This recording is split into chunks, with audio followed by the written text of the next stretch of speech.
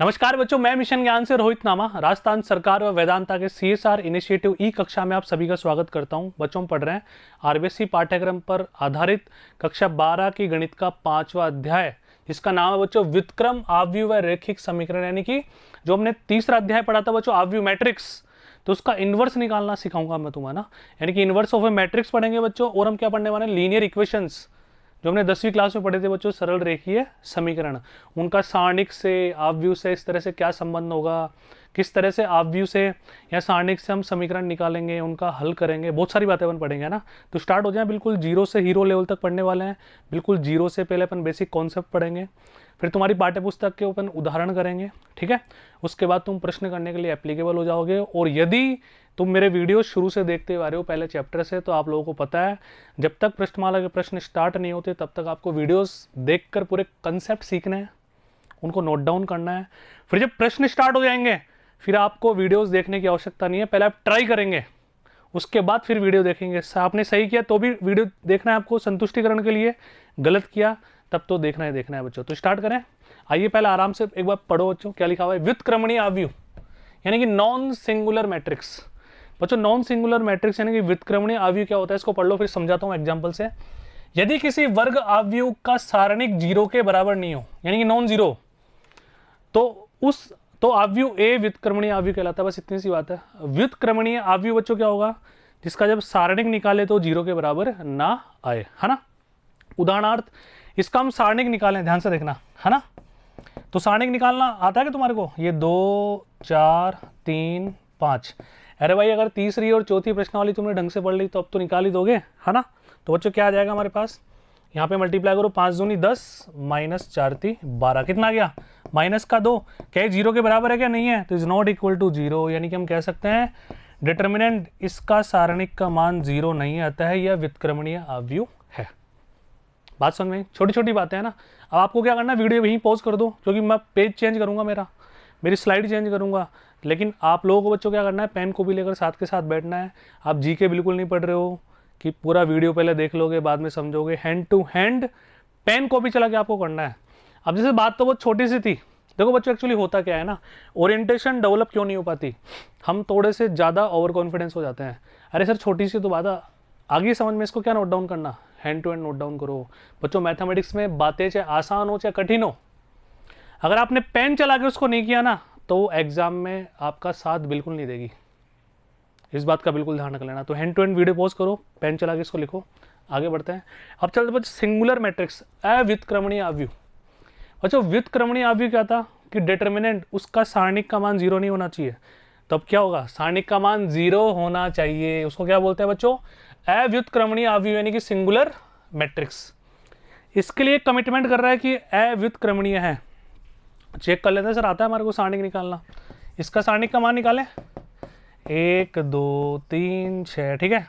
तो ये बच्चों क्या आ जाएगा, 6 माइनस 6, और जीरो आ गया। इसका मतलब इसका सारणिक का मान बच्चों कितना आ रहा है, जीरो। अतः यह सिंगुलर मैट्रिक्स है, अव्युत्क्रमणीय आव्यूह। अभी छोटी छोटी बातें क्यों बता रहे हो सर आप, डायरेक्ट आओ ना, ये कोई एग्जाम में थोड़ी आने वाला है। अरे बच्चों इन्हीं से तो बड़े बड़े प्रश्न होंगे।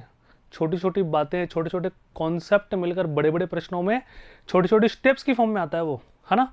कोई बड़ा प्रश्न है, कठिन प्रश्न है, इसका मतलब ये थोड़ी है कि वो उसमें कोई अलग कॉन्सेप्ट आ रहा होगा। इन्हीं सारी बातों का लिंक करना पड़ेगा, और ये लिंक किसी के याद दिलाने पर नहीं आना चाहिए, अपने आप अंदर से आवाज आएगी यदि आपका पढ़ के लिखा हुआ है तो, ठीक है। आगे बढ़ो बच्चों, वर्ग आव्यूह का सहखंडज आव्यूह पहले अपने को निकालना सीखते हैं ना। Adjoint of A square matrix, है ना। इसको शॉर्ट में अपन ऐसे भी बोलेंगे, ध्यान रखना, एडजॉइंट ऑफ ए। चाहे बड़ा ए लगा दो, छोटा ए लगा दो, जनरली अपन छोटा लगाते हैं बच्चों ना। एक बार पढ़ लो फिर समझाता हूं एग्जांपल से। यदि किसी वर्ग आव्यूह, ये तो पता है ही तुम्हारे को, कि सारणिक के अवयव का सहखंड, अब इसने जैसे अपन ने बच्चों चौथी प्रश्नावली में सहखंड को अंग्रेजी वर्णमाला के बड़े अक्षर से रिप्रेजेंट किया था, A11, capital A11, A12, A13, ऐसा था ना। यहाँ F से कर रहा है, ये तो वेरिएबल है। तो वर्ग आव्यूह का परिवर्त आव्यूह ए का सहखंडज आव्यूह कहलाता है, और इसे एडजॉइंट ऑफ ए से व्यक्त करते हैं। अब बच्चों ध्यान से देखो, ये बात पढ़ तो ली तुमने, मुझे पता आधो बच्चों को ही समझ में आई है। बच्चों कहना क्या चाह रहा है, ध्यान से देखो। देखो ये हमारे पास एक आव्यूह है, ठीक है। अब इसके पहले तुम 9 के 9 क्या निकालो, कोफैक्टर्स, जो हमने चौथी प्रश्नमाला में निकाले थे, खूब सारे प्रश्न किए थे, है ना। तो इसके कोफैक्टर्स को इसने f से व्यक्त किया ना, तो देखो इसके कोफैक्टर्स हमने निकाल लिए कि F11, F12, F13, F21, F22, F23, ध्यान से समझना बच्चों, F31, F32 और F33, ठीक है। अब इसका परिवर्त जो तुमने तीसरी प्रश्नमाला में मेरे से पढ़ा, परिवर्त ट्रांसपोज, ये अब ये क्या हो जाएगा, ध्यान से देखना। इसका मतलब है पंक्तियों, समस्त पंक्तियों और स्तंभों को परिवर्तित कर देंगे आपस में। तो पहली स्तंभ बच्चों क्या बन जाएगा, F11, F12, F13, ठीक है। सहखंडज तुम्हें निकालना आता ही है बच्चों। देखो एक तो है ना, मैथमेटिक्स हमेशा सीक्वेंस फॉलो करती है, लिंक्ड होती है। अब कोई बच्चा है तीसरी और चौथी प्रश्न वाली न पढ़कर डायरेक्ट पांचवी पढ़ रहा है, तो उसका कम पल्ले पड़ेगी नहीं पल्ले, ठीक है। तो कृपया पहले उनको पढ़ लो। F21, ये दूसरी पंक्ति को हमने स्तंभ में परिवर्तित किया। F23, तीसरी पंक्ति को स्तंभ में परिवर्तित किया। 32 और ये 33। तो बच्चों ये क्या बन गया हमारा, एडजॉइंट ऑफ ए। बात समझ में आ रही है। पहले सबका सहखंडज निकालेंगे, फिर उसका परिवर्तन निकालेंगे, ठीक है। और एग्जाम्पल से भी अपन करेंगे। ये देखो, ठीक है, F से व्यक्त कर दिया इसको, इसका T कर दिया, यानी कि वापस परिवर्तन निकाल दिया। वही F11, 12, 21, 22, 23, 31, 32, 33 जो मैंने तुम्हें समझाया था, एडजॉइंट ऑफ ए आ गया। अब एक एग्जाम्पल से अपन इसको कर लेते हैं, क्योंकि बच्चों मैथमेटिक्स में थ्योरी या फॉर्मूला तब तक दिमाग में नहीं घुसता फॉर लॉन्ग टर्म जब तक हम एक एग्जाम्पल के साथ है उसको ना करें। अब तुम सोच रहे हो सर आपने 2x2 का ले लिया, थोड़ी होता 3x3 का लो, तो कोई बात नहीं, 3x3 का भी ले लेंगे एक बार, 2x2 में तो आओ, बिल्कुल सीक्वेंस से चलो बच्चों, स्टेप बाय स्टेप, ठीक है। तो थोड़ी सी जगह कर लेते हैं, इसको थोड़ा ऊपर ले जाते हैं। इसका में एडजॉइंट ऑफ ए निकालना है बच्चों, ना। तो स्टार्ट हो जाओ पहले। अच्छा, अपनी आदत अंग्रेजी वर्णमाला के बड़े अक्षर से, लेकिन अब F से करना बच्चों ना। F11, F12, है ना, ये अपन निकालेंगे। तो यहाँ पे F लिखने से तुम और कंफ्यूज हो जाओगे। तो सबसे पहले बच्चों अपन क्या निकालेंगे, ध्यान से देखना। इसका सहखंडज अवयव निकालते हैं ना। इसके लिए पहले F11 निकाल लो, यानी कि A11 का सहखंड, A11 का सहखंड इसका, भाई ये A11 है ना, ये A12, ये A21 और ये A22। तो F11 पर निकाल लें। क्या F11 तुम्हें निकालना आता है, उपसारणिक निकाल के? तो अब तो आता ही होगा, तो डायरेक्ट करते हैं बच्चों। ध्यान से देखो, ये क्योंकि क्या बचा, 5, 11 है पावर, तो प्लस का 5 आ गया, कोई दिक्कत वाली बात नहीं है। F12 निकाल लो बच्चों। F12 4, 2 और 1 3, तो माइनस का 4 आ जाएगा। भाई पता है ना तुम्हारे को हम कैसे करते थे, याद करो। -1 की पावर R प्लस सी और M11 M12 ऐसे निकालते थे ना सहखंड। यहाँ पे R से मतलब पंक्ति, C से मतलब स्तंभ, और तुम तीसरी और चौथी प्रश्नमाला रेगुलर पढ़ते हुए आ रहे हो तो बहुत आसान लग रही होंगी सारी बातें, है ना। तो यहाँ पे देखो बच्चों, ये 4 बचा ना, लेकिन सॉरी 12 है ना, तो 4 बचा। तो 4 बचा तो 1 और 2 3, ओड पावर है, विषम पावर है, तो माइनस मैंने लगा दिया। अब चलते हैं बच्चों F21 पे। यहाँ भी 2 और 1 3, नेगेटिव साइन अपनी तरफ से पहले लगा लो, कोई दिक्कत वाली बात नहीं है। तो कौन बचा, 3 बचा।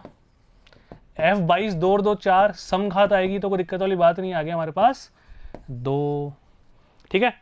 अब ये जो हमारे पास बना वो अवयव बच्चों क्या बन गई, 5, -4, -3 और 2, ठीक है।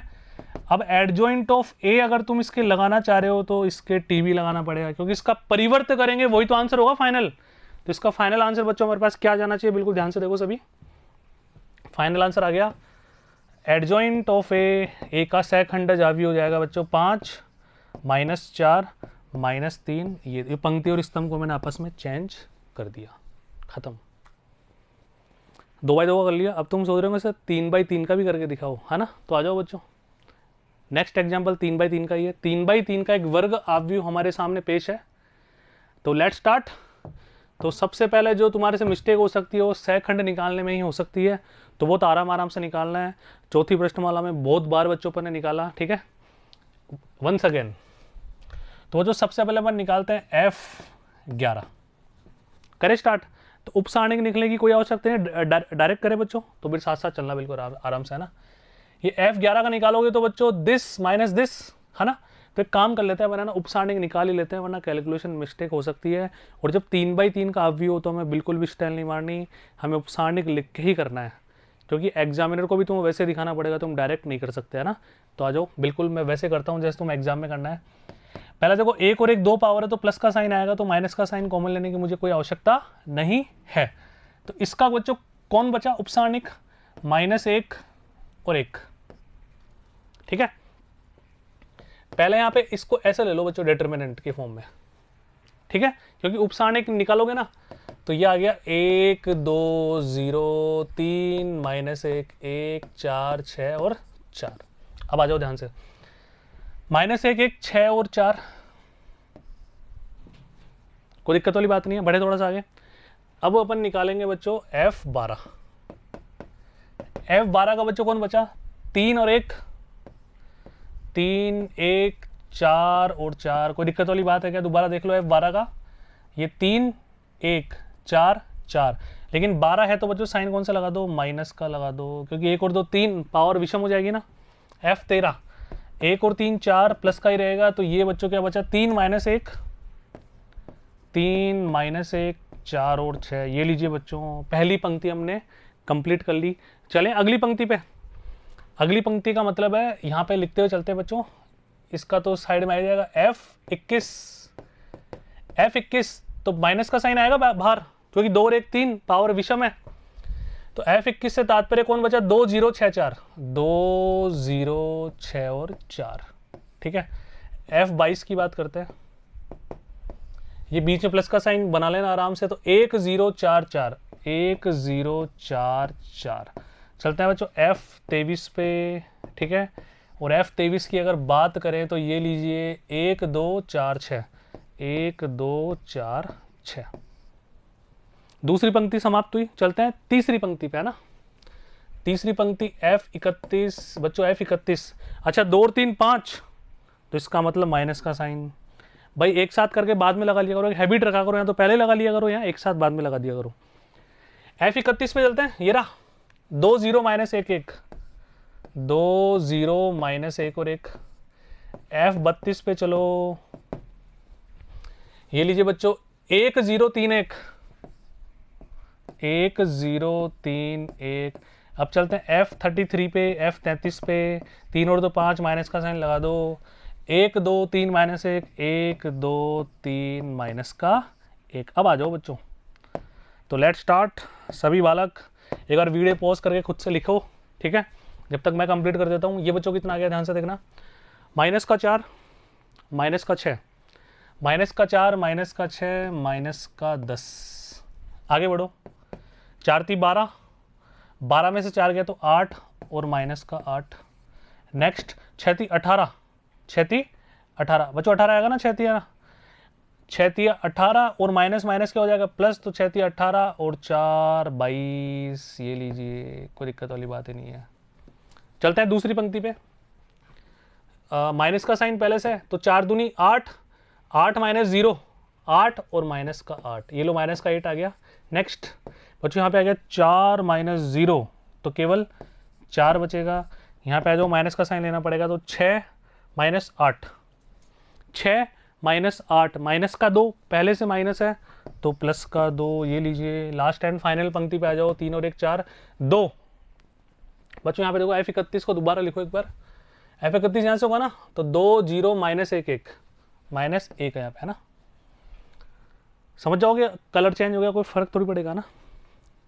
यहाँ पे आ जाओ 2 + 1, सॉरी 2 और 0 है तो 2 ही बच गया केवल अकेला। F32 बच्चों 1 यानी कि माइनस का 1, 0 आ गया, इधर कोई फर्क नहीं पड़ेगा। इधर आ जाओ बच्चों, -1 -5 -6 -1 और -6 कितना होता है, -7। ये लीजिए, नेगेटिव साइन ज़्यादा आ रहा है भैया, ठीक है। अब आ जाओ, थोड़ा सा ऊपर ले जाते हैं इसको। अब हमें क्या निकालना है बच्चों, एडजॉइंट ऑफ ए। ये तो निकालना था भाई, 3x3 की मैट्रिक्स में निकालना था ना। अब ये मैट्रिक्स के अवयव, ये सारणिक के अवयव फिलहाल हमने निकाले, लेकिन हमें तो मैट्रिक्स निकालना था। वो सारणिक का साइन इसलिए बनाया था कि उप सारणिक निकालने में तुम्हारे को ज़्यादा दिक्कत ना आए। एडजॉइंट ऑफ ए, तो बच्चों ध्यान से देखो, एडजॉइंट ऑफ ए क्या हो जाएगा, F11 -10, है ना। अच्छा डायरेक्ट परिवर्त कर दूँ क्या, कंफ्यूज थोड़ी हो गए, चलो एक स्टेप बाद में कर देंगे ना। F12 माइनस का 8, F13 22, फिर आ जाओ बच्चों कौन है, -8 4 2, फिर आ जाओ बच्चों 2 -1 और -7। इसका क्या कर दोगे, ट्रांसपोज, परिवर्त, वही हमारा एग्जैक्ट आंसर होगा।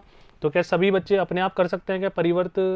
नहीं कर सकते हो तो देख लो बोर्ड पे क्या आंसर आ जाएगा बच्चों फाइनल, -10 -8 और 22, फिर आ जाओ -8 4 और 2, फिर आ जाओ 2 -1 और -7, ये हमारा फाइनल आंसर आ गया। ये आ गया एडजॉइंट ऑफ ए, यानी कि ए आव्यूह का सहखंडज आव्यूह हमने निकाल लिया। अभी एडजॉइंट ऑफ ए बहुत काम आएगा हमारे, जब हम किसी आव्यूह का व्युत्क्रम निकालेंगे, इनवर्स ऑफ मैट्रिक्स निकालेंगे, है ना। चलो आगे बढ़ते हैं, जो मैंने बात बोली वही आ गई तुम्हारे सामने। इनवर्स ऑफ ए मैट्रिक्स एक बार थ्योरी पढ़ लो, और मुझे पता है थ्योरी तो तुम्हारे वैसे भी कम पल्ले पड़ती है, क्योंकि मैथमेटिक्स वाले बच्चों का थ्योरी में विश्वास होता ही नहीं है।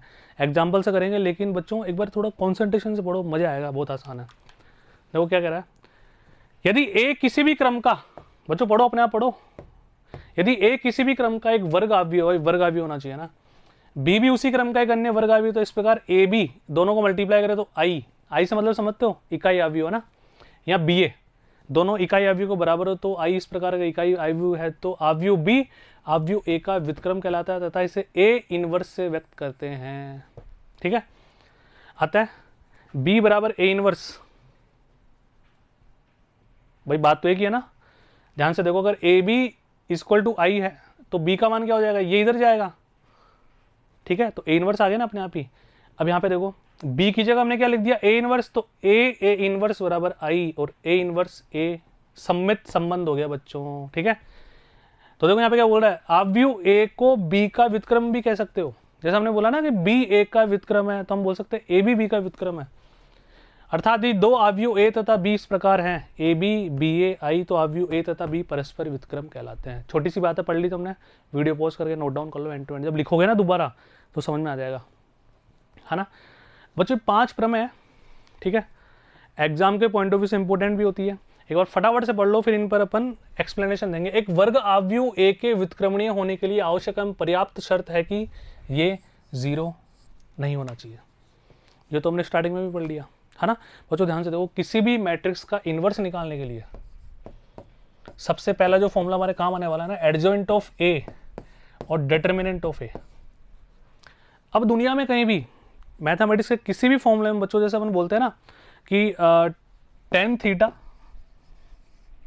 बराबर sin थीटा बटा cos थीटा, तो ये चीज परिभाषित कब होगी, जब ये 0 नहीं होगा, मतलब डिनोमिनेटर हर कभी 0 होना ही नहीं चाहिए ना, तो वहाँ पे कंडीशन लगा देते हैं कि थीटा 90 डिग्री नहीं होना चाहिए, क्योंकि 90 डिग्री पे क्या हो जाएगा, 0 हो जाएगा।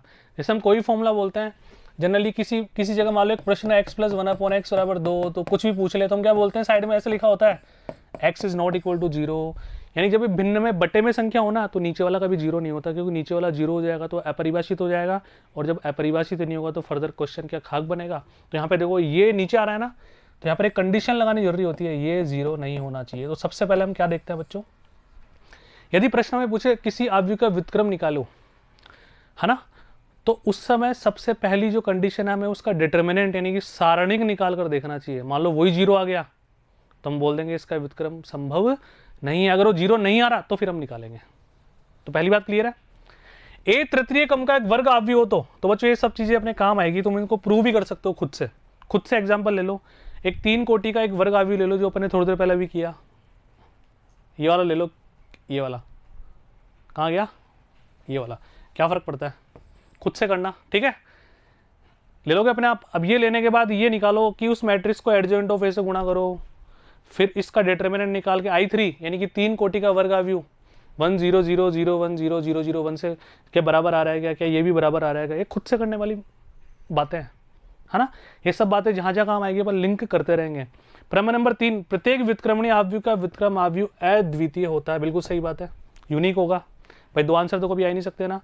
यदि ए तथा बी एक ही क्रम के व्युत्क्रमणीय वर्ग आव्यूह हो तो ए बी का inverse B inverse A inverse के बराबर होगा। पहली बात, ए बी का इनवर्स ए और बी को मल्टीप्लाई करे, उसका व्युत्क्रम निकाले तो किसके बराबर होगा, B inverse multiply A inverse. खुद से एग्जाम्पल लो, क्या फर्क पड़ रहा है, कोई 2 कोटि का आव्यूह ले लो यार, है ना, प्रूव करके देखो अपने आप। यदि ए एक व्युत्क्रमणीय आव्यूह है तो आव्यूह का परिवर्त भी व्युत्क्रमणीय होगा तथा उसके परिवर्त का इनवर्स उसके इनवर्स के परिवर्त के बराबर होगा। तो बच्चों इसको पॉज करके नोट डाउन कर लो, और जिस बात पे तुम्हें संदेह लग रहा हो वहीं पे एक एग्जाम्पल लेके खुद से ट्राई करो, तब ज़्यादा मजा आएगा। आगे बढ़ते हैं, ठीक है बच्चों। तो यहाँ तक की बातें तुम्हारे दिमाग में ढंग से बैठ जानी चाहिए। अब कुछ बच्चे क्या करते हैं कि ये थ्योरी को इग्नोर मारते हैं कि सर हम तो डायरेक्ट एक्सरसाइज करेंगे, प्रश्न करेंगे, फिर उनको क्या वो प्रश्न याद होने लग जाते हैं। बच्चों याद नहीं करना, एक बार ये छोटी छोटी बातें तुम्हारे दिमाग में आ गई ना, बच्चों जो अच्छे अच्छे क्वेश्चन बनते हैं ना, जो आगे IIT JEE में भी तुम्हारे काम आएंगे, वो सब छोटी छोटी बातों से ही तो मिलकर बनते हैं। वहाँ पे कॉन्सेप्ट काम आते हैं। डायरेक्ट अगर थ्योरम तुम्हारे भेजे में है, तुम्हारे दिमाग में है, तो डायरेक्ट तुम एप्लीकेशन कर सकते हो बहुत जल्दी। तो देखो एग्जाम्पल और क्वेश्चन तो हम करेंगे, मैं बिल्कुल मना नहीं कर रहा, अपन करते हुए भी आ रहे हैं, लेकिन उससे पहले जो थ्योरी या एग्जाम्पल से जो मैंने समझाया ना, इनको तुम खुद से करके देखो पेन चला के एक बार, पूरा वीडियो देखने के बाद ये आ गया ढंग से, इसमें बिल्कुल तुम कॉन्फिडेंट हो गए, फिर ही तुम्हें नेक्स्ट वीडियो देखना है, वरना देखना ही नहीं है। और आ जाएगा बच्चों, इतने के बाद भी नहीं आएगा तो फिर कब आएगा, ठीक है। तो प्रैक्टिस करोगे बिल्कुल, तुम मुझे वादा दे रहे हो, मुझे पता है तुम्हारे दिल से आवाज़ आ रही है सर हम करेंगे। तो तरीका क्या होता है, पहले रफ कॉपी में करो इनको रफली, फिर गृह कार्य की कॉपी में बिल्कुल सुंदर सुंदर राइटिंग में, जैसे तुम एग्जाम में करना होता है वैसे करो। फिर उस कॉपी को बच्चों तुम खुद ही रिवाइज करोगे ना, संडे की संडे बैठ के, तुम अच्छा लगेगा बच्चों। खुद के हाथों से लिखे हुए सॉल्यूशन का मजा 10 साल बाद देखने में भी आता है। आज मैं 15 साल पहले की पढ़ी हुई 11th-12th की कॉपी मेरी देखता हूँ, मेरे पास पढ़ी है बच्चों आज भी, तो उनको देखकर मुझे अचानक सारे कॉन्सेप्ट याद आ जाते हैं देखते ही, क्योंकि मेरे हाथों से लिखे हुए हैं ना। बात समझ में आ रही है बच्चों? किसी बच्चे के साथ तुम्हारी कोई 10वीं क्लास की कॉपी तुम्हारे घर में पड़ी हो, यही तुमने दिवाली में नहीं बेची हो उसको रद्दी में, तो उसके सॉल्यूशन उठा के तुम देखो बच्चों, तुम्हें लगेगा बिल्कुल अचानक से तुम्हारे कॉन्सेप्ट रिकॉल हो जाएंगे। तो मैथमेटिक्स की कॉपियाँ तुम्हें संभाल के रखनी है, ध्यान रखना, बिल्कुल बहुत काम आती है, लेकिन खुद के हाथों से लिखे हुए सॉल्यूशन की, ठीक है। चलो बच्चों, मिलते हैं अगले वीडियो में, तुम्हारी पाठ्य पुस्तक के उदाहरण करेंगे, तुम्हारा कॉन्फिडेंस और बढ़ेगा। धन्यवाद।